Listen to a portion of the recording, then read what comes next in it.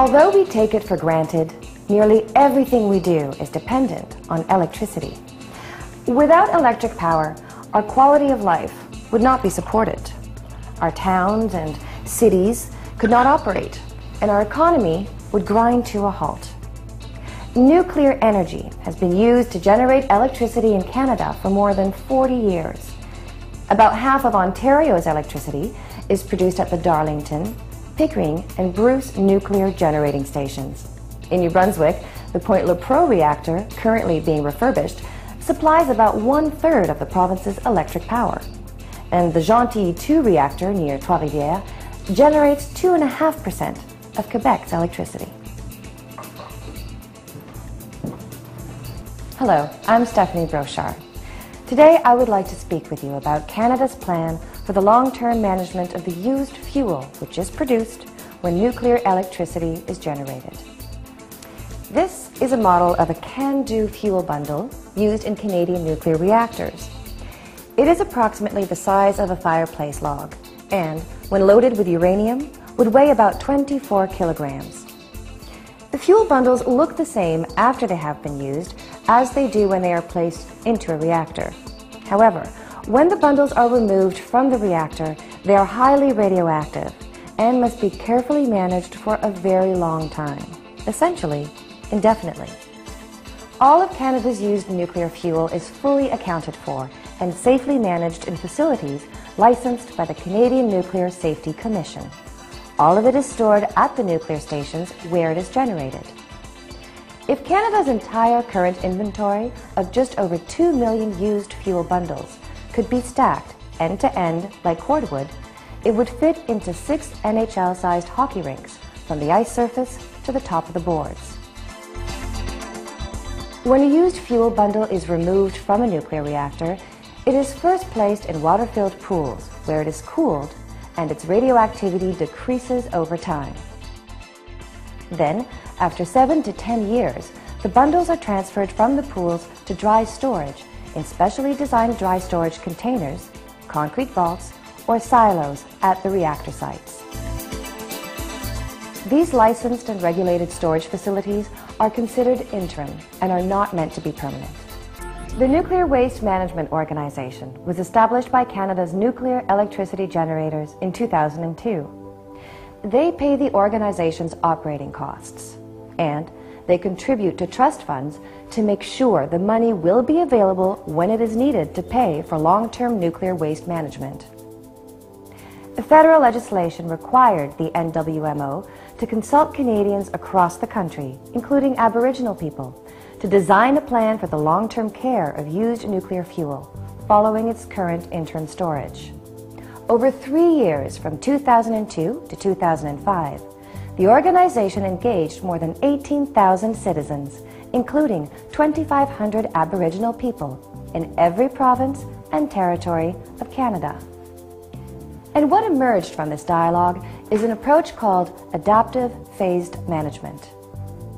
In 2007, the Government of Canada confirmed adaptive phased management as the way forward and gave the NWMO responsibility for implementing it. Used nuclear fuel is highly radioactive. Adaptive phased management ensures that it will be safely contained by multiple man-made barriers and then isolated deep within the rock of the underground repository.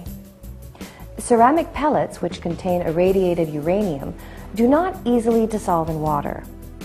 The pellets are placed in pencil-like tubes made of zircaloy, a highly corrosion-resistant material. 28 to 37 of these pencils are welded together to form a CANDU fuel bundle. The used fuel bundles will be placed in copper and steel containers that are designed to last at least 100,000 years and manufactured to protect against corrosion and to withstand the pressure of glaciers with an ice sheet over 2 kilometers thick. The deep underground repository will require about 600 dedicated hectares, a land area of approximately 2 by 3 kilometers. Surface buildings to receive and package the used fuel will use a small portion of the total site. The repository will be constructed approximately 500 meters below ground, depending on the geology of the site itself. It will take up a space about 1/3 the size of the surface land.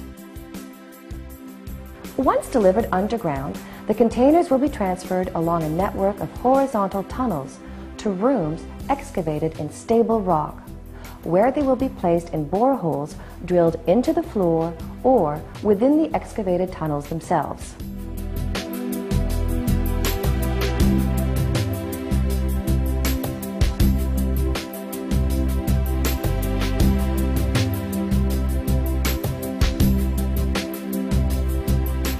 The sealed containers will be further protected by a barrier of swelling bentonite clay. The final and principal barrier between the used fuel and the surface environment will be the surrounding host rock. Adaptive phased management provides for the used fuel to be monitored for an extended period of time to confirm the long-term safety and performance of the repository system. And it will remain retrievable until a future generation, perhaps 100 years or more from now, decides to backfill and seal off access to the repository and decommission the facility. Canada's long-term management facility for used nuclear fuel will be a multi-billion-dollar national infrastructure project, which will include a centre of expertise and will be designed, constructed, and operated over several generations. Canada's plan for managing its used nuclear fuel over the long term is consistent with best international practice. Its adaptive and phased approach is similar to the paths being taken by countries whose nuclear waste management programs are the most advanced in the world. When the NWMO asked what a long-term nuclear fuel waste management approach must achieve, Canadians were in agreement. Safety and security for people and the environment, now and in the future, are the top priorities. There are many social and ethical issues and concerns associated with used nuclear fuel management. That is why social research and public engagement are essential to the NWMO's work. Canadians expect that setting direction and making decisions as adaptive phased management is implemented will be a process of collaboration, dialogue, and engagement. The NWMO is committed to reaching out and asking for input and perspectives from all interested individuals and organizations and anyone who might be potentially affected by our work. We also recognize the unique status and rights of Aboriginal people. We benefit from the advice of our Elders Forum and meet regularly with their working group, Nagani, as well as other Aboriginal organizations, communities, and leaders. Canadians have told us that our generation, which benefits from nuclear energy, has an obligation to move forward now with a long-term management plan for the used fuel we produce. It would be unfair to future generations to wait any longer. As the NWMO begins to implement adaptive phased management, one very important decision Canadians will have to make is about where we will build the repository to contain and isolate our used nuclear fuel. To make this decision, we must first develop a process for selecting a site for long-term used nuclear fuel management.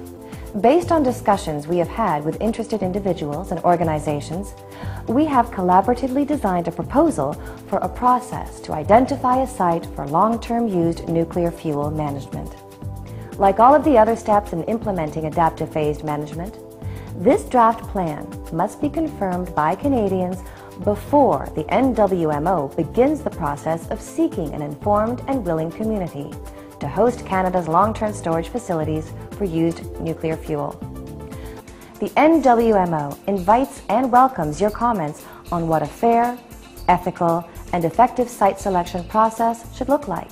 If you have thoughts on how a site for a deep underground repository should be chosen, or if you have anything else you would like to say to the NWMO about its work, we want to hear from you.